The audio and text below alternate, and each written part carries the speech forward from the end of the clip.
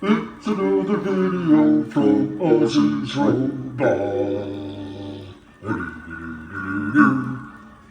Brought to you by the Banana Collection.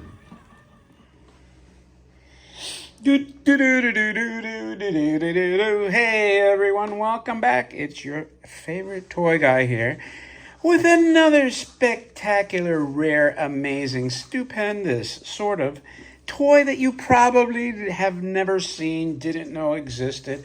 And I'm here to tell you what it is and why it is. And as always, before we get comfortable, or should I say before we get rolling, get comfortable.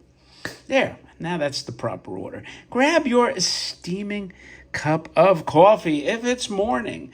If it's lunch, get a Coke, a Pepsi. Now, get something healthier. Get what I'm having, my continuation of body armor, or just a freaking unsweetened tea.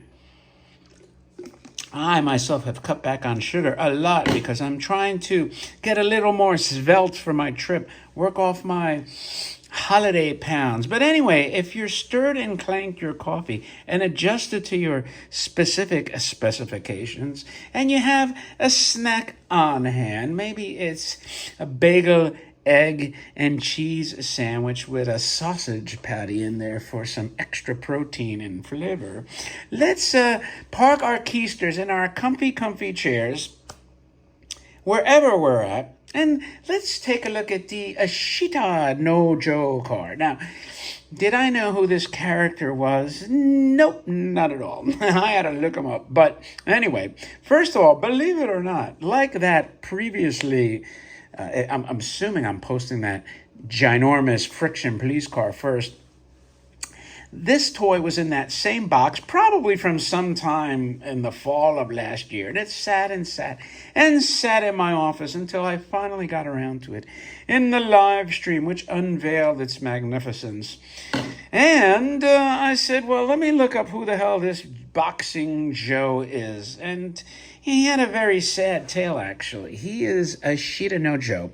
And Ashita was a boxer, bantamweight, and he had a troubled past. He was in, I'm not going to say correct, kind of like a juvenile hall. Maybe he was a delinquent. That's what we used to call him, juvenile delinquents, JD. You're going to juvie. And then he had a rival boxer, and then as they got out, he was boxing, I guess, professionally, and he would box other boxers. And then his rival from juvie, we'll say. This is the Cliff Notes screwed up version of the story. If my son's listening and I make a mistake, he could tell me. But anyway, so his rival was bigger, like 3 weight classes bigger, and he had to box him at some point. So because they boxed, I guess, early on, and then the rival gained weight. I forgot, Rikiki, something like that. And eventually he lost. I mean, he went down, 2-3 weight classes to fight Joe, and Joe ended up killing him by accident. I assure you it was an accident. Part of it was because he lost so much weight, and Joe probably clubbed him in the head. So Joe was a sad pup. And then he lost his next 3 fights out of depression and angst and sorrow and grieving. But then he recomposed himself, or composed himself, or recomposed. I don't know which one is it, compose or recomposed. But anyway, he went on, and then he became a champion and defeated all comers. And it was an inspiring manga that sold 20 million copies. So there you go. Now, did they ever make an anime on it? I don't know. I'd have to look it up. So that's sort of like the screwed up Ozzy's Robots version of Ashita No Joe. Now, I've had the opportunity to buy this car numerous times, and I've always turned it down because I said, you know what? He's not a superhero. He's not, well, the primary reason is it had no box. This is the first time I've seen the box for this toy. So that intrigued me. And then, I realized it's a Jaguar. It's a cool vintage, like XK. Are these the XKEs? 67, 68, 69. Those are cool Jags, man. So I liked the car, and the colors were pretty cool. So when I had the opportunity to buy the car, I never had the box. And I'm trying to figure out, I don't have any Ashita No Joe stuff, so where the hell am I going to put this thing? And I said, the hell with it. I'll put it somewhere. I'll find this box. When I saw it in the box, I said, I don't think very many people have this box. Now that you know the story and that you've seen it, you could tell me if you've seen this box before. But anyway, speaking of boxes, let's take a look at this thing. And believe it or not, I actually cleaned that car a little bit. It had a lot of schmutz on it a couple of times. Let me see if I... like here, you can see... This is stuff I got off the car, but this is the second time, so I got a lot more dirt. I know, like some people, like the robot hood, he doesn't like to clean his toys. I'm opposite. I clean them. But not only that, the box, which I've never, ever, ever touched boxes to clean them, but this time I decided, let me just wipe the box a little bit. Man, did that freaking bounty get black, black, black. It was dirty. So I actually shined up the box pretty good, if I say so myself. And I'm like, damn, I might have to do that more often. But I'm, cognizant not to put that much liquid and not to press hard. Like I'm kind of sensitive to what what I'm doing here, so that I don't like damage the litho on the box and get it like super wet, and deformed. But I would probably research, because it seemed like it wasn't that bad to clean it, to be honest. And I got a lot of dirt, and I was very careful. I could probably get a lot more. Anyway, but speaking of the box, you can see this is a TT toy. It has nice TTs.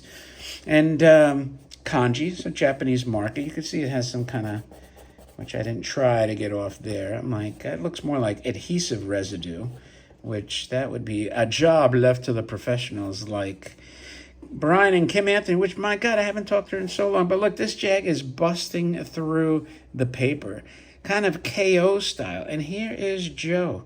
Look at him. Andrew, are you still there within earshot? Yeah. Who did you say this boxer reminded you of? Little Mac from Nintendo. So my son says it reminds him of Little Man. Is that who he was? Little Mac? Little Mac from Nintendo. I don't know who the hell Little Mac is, but there you go. That's who he says. So not only that, but kind of looks like young Rocky too. So I wonder if Stallone stole a little bit of the story from Ashita No Joe. Anyway, this must be the guy that he whacked and, laid him out permanently. Here's the cool blue Jaguar, by the way. Man, this is a nice color scheme, I gotta say. I've always thought about this. You tell me if it would be silly, but imagine if you're like rich beyond like comprehension, and you just started buying a car like this, just something you really like, and you just say, hey, I want my Jag painted like Ashita No Joe, and you make it look exactly like this, hand paint, but we'll get to that car. But I was just thinking, that'd be so, I thought about doing that with the R10 Space VW and some other things, like the Super Cycle, have like, Orange County Chopper, somebody build that. That would be so cool. I am not going to waste that kind of money. But if I had like Elon Musk money or Bezos or Zuckerberg, yeah, I would definitely do it. Anyway, here's the end panel, another TT logo, and here he is, his boxing form. I don't know how effective it is. And by the way, this is 1970, right on the freaking box. Side panel is the same here. They look like hooligans for sure. Same side panel, a little bit of wear there, or wear fading. That's what I'm saying. And by the way, here's a character sticker or some kind of production sticker I've never seen before. Usually has those round stickers, and it could be like Mushi Productions. This is Kodensha 8. So maybe you know what this is. Kodensha 8. Is it a production company? Doesn't have much more information beyond that. So that is your box. And by the way, I like his J. J for Joe. Here is the car. Still has a little bit of, it's not perfect, but it's pretty clean. See the kanji there. And I suppose if he was like super duper duper popular, it would make sense to convert a vintage Jaguar. But, maybe if he was a Spider-Man level character or Batman. But anyway, here's the end. And back here, you can see it says Jaguar on the license plate. Gives you the year, 1970, copyright. Look at the hood, man. That is freaking awesome. I love that. Kind of reminds me of a movie poster. Side is basically the same here. And then front end Jag. So Definitely later 60s car because I don't think they had these bumper guards. But I like the oval Jag grill. Nice kind of, what do you call these? Ovoid type headlights. It's got even the Jaguar bump hood with the vents here.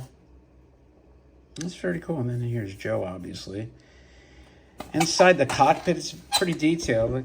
Probably easier to see from here than me trying to get the camera in there. Nice litho details. I haven't even thought to get like a Q-tip in there because it's pretty dusty in there.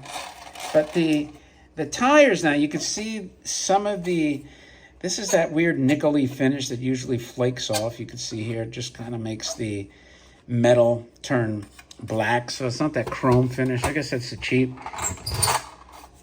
You're not going to get any traction on here. But if I do this, you can kind of hear the friction motor the way God intended to. So with the right surface, you can still have your friction going. Could use a couple of drops of oil, but I'm not going to put it because I don't want it to leak everywhere. I think that concludes your Ashita No Joe Jaguar car. Let me know what you think. I think it's pretty damn cool. I like the blue. It's actually kind of a lighter blue. I think it'll show up darker in the video, but it's kind of a lighter blue. It's actually red, white, and blue. Light blue, but still red, white, and blue. With some cool graphics. And an overall cool character. You know what? If you like this, if you like Japanese anime 10 in general, do me a favor. Thumb up the video. If you haven't subscribed already, please consider subscribing. That would also be appreciated. And with that, thanks as always for your time. That is truly appreciated if you made it this far. And with that, thanks as always for joining me. And I, my friends, will talk to you later.